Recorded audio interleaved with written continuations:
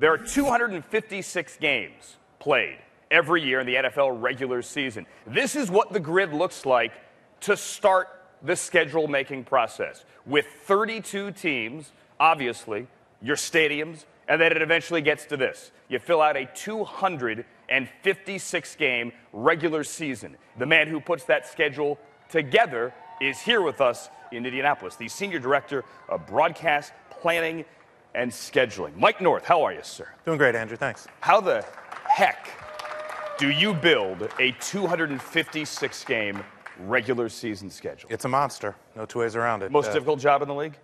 Pat yourself on the back. Certainly for me it is. The simple way to think about it is this. Look at any team's schedule. Take the Colts. We're here. Take the Colts. They got 16 games, any one of which can be played in any one of 17 weeks and on any one of 5 networks at any one of 6 different times. So if you start doing the math in your head, it's something like 17 factorial times 6 plus 16 factorial times 5 and all the way down. You're talking about 300 million ways just for the Indianapolis Colts schedule to be laid in. 300 million 300 million ways just for the Colts. Multiply that across 32 teams, you're talking about hundreds of trillions of possible NFL schedules. You're looking for the mythical, magical one schedule that meets all your objectives. All right, this is fascinating to me. This begins really the day after the regular season ends, because at that point, you know where everyone is in the standings. The formulas are done ahead of time, which division plays which division, second place versus third place, et cetera, et cetera. So you know everyone's opponents. And truly, while the league, while the media, while the fans are looking towards the playoffs at that point, that's the day your work begins. That's absolutely right. That's the day when we finally know the last 64 matchups. There's 2 games for each team that are based on standings, where you finished in your division. And so when we finally have the 256 matchups, any fan can start looking at them and thinking to themselves, that's one I don't want to miss. It's Dallas, Green Bay. It's New England, Pittsburgh. It's maybe games that you haven't seen, the interconference games that rotate through every 4 years. This year we've got Dallas against Oakland, for instance. So you're looking for those big games that the fans are going to be most interested in. And then our job is to put those big games into the biggest television windows. If we've got our big game, something like Green Bay, Dallas, which you know everybody's going to be interested in, to put that game at 1 o'clock Eastern time on Fox with 5 other games going on Fox and 4 games going on CBS and only 14% of the country, let's say, able to watch Dallas, Green Bay that day, that's not our best schedule. Dallas, Green Bay should go to 100% of the country if you can. That's our job, getting maximum value out of each one of those games. And there are rules you have to consider. For example, you can't put the Cowboys on primetime every single week. You can't put any team on primetime every single week. As much as our television partners hate it, yeah, you've got to spread around the primetime appearances, both to those clubs that traditionally are network television ratings draws, but also to those clubs that have earned some primetime exposure. There's teams in the league that are trending upward, better record year after year, maybe made the playoffs for the first time in a few years. That's a team that has played their way into primetime. So they're going to be somewhere on the primetime schedule. When we start with the magical, mythical plan to make all Green Bay Dallases and New England Pittsburghs and all the best games in the national television windows, we sort of lay them out ahead of time, almost as this is best case scenario. Let's put these in places where we know we'd feel real good about them. And then build around this. Exactly. This is last year's schedule, and you can see some of the things we were trying to do last year just as a starting point. Things like Green Bay, Minnesota in week 2, that was to open up the Vikings' new stadium, a division opponent, Green Bay on NBC on Sunday night. That was one of the first games we put in and locked in. Go from there. But at some point, you can't do all of this. So you lay in 15, 20, 25 games that you want to have in those spots. You try to solve around it, and you're just not comfortable with the solution. We're too constrained. Of the 700 and 800 trillion schedules that you found, this one isn't good enough. So let's add a little flexibility here. Let's pull some of these games off this screen and then see if that adds some flexibility to the search, and can we get a better schedule as a result. And then you have factors like, say, the Pope showing up a couple of years ago. That was a new one on us, yes. The challenge there wasn't so much that the city of Philadelphia needed a weekend where the Eagles were on the road. That happens. The challenge was that it was in September, so we were still working around the Phillies at that time. So as you looked at the first 4 weeks of the NFL season, we knew the Eagles were going to be on the road 3 of those 4 weeks. Not the ideal way to start the season for one of the NFL teams. So then it becomes our job to make sure that those 3 road trips in the first 4 weeks aren't all to the West Coast, or they aren't all to playoff teams. They aren't all something that are going to exacerbate a challenging situation. So what is the computer? Is there one computer that does this? What does it look like? It looks a lot actually like that grid we just had up. It looks like columns and rows, all the teams and all the colors. The colors represent our network partners, and the columns represent our teams, and those are home games, and we're looking to spread out the home games and the road games for each team. You can't play 4 straight road games. No team wants to play 3 straight road games, but it happens from time to time. What we do with the computer is we feed in all the rules. We say to the computer, a 3-game road trip for you this year might be a 50-point penalty.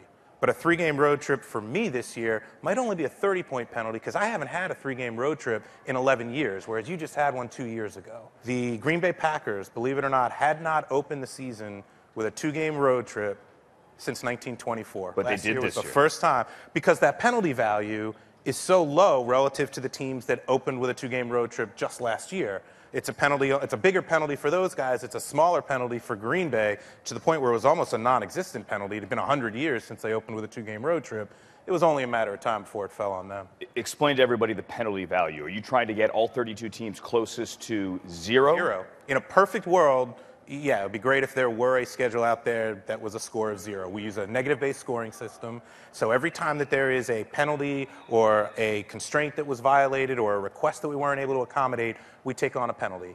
It's our job to determine the weights of those penalties, and that's how the computer thinks to itself while it's looking through the 800 trillion possible schedules.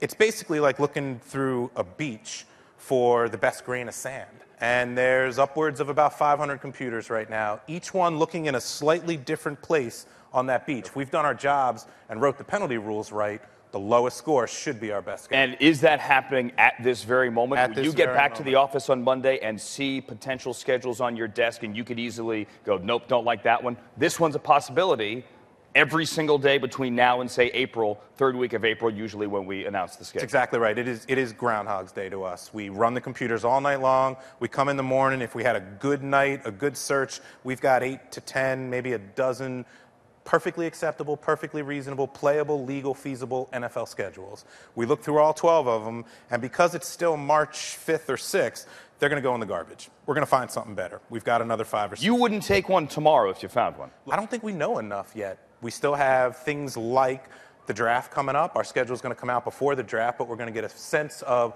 who's moving up the draft board, who isn't, which teams have made trades. How was this done 30 years ago? By hand. It was done by hand, one game at a time, hanging up each tag individually.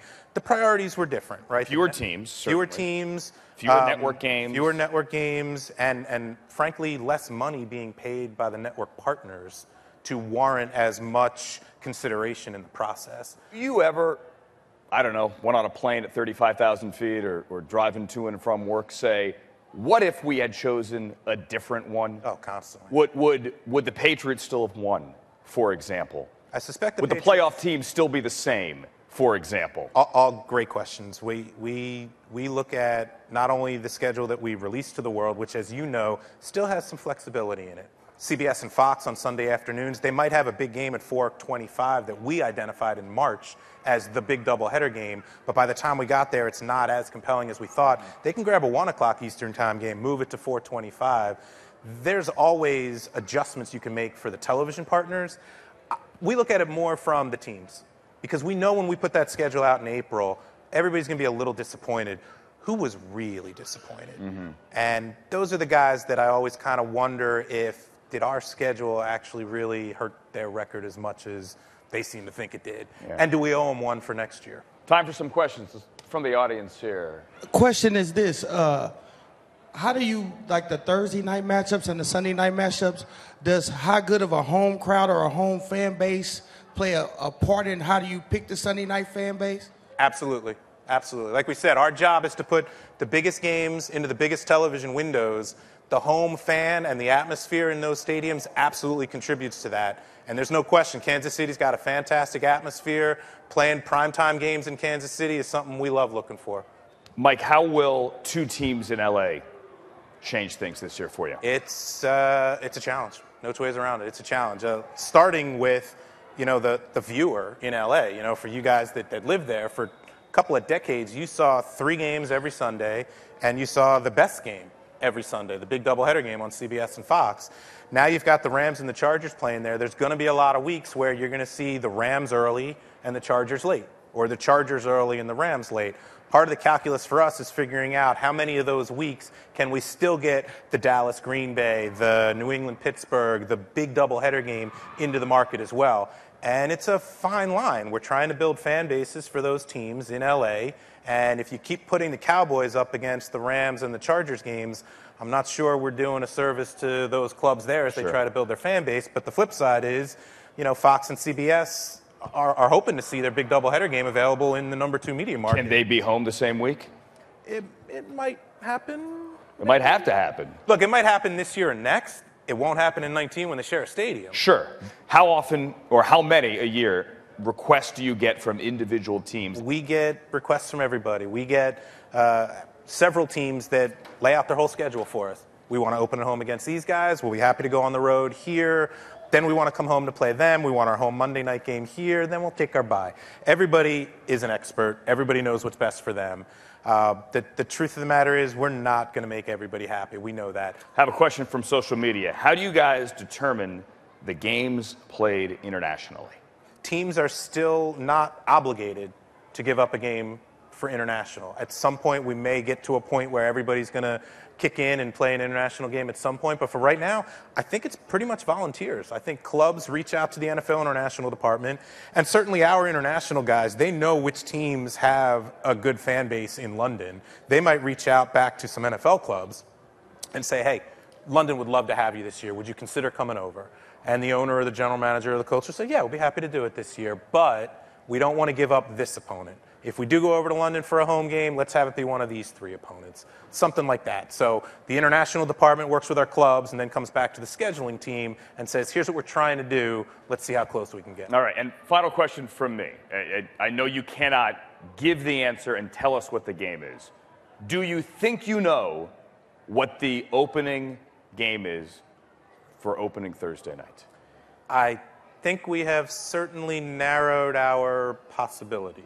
We've got 2 or 3 that we are feeling pretty good about.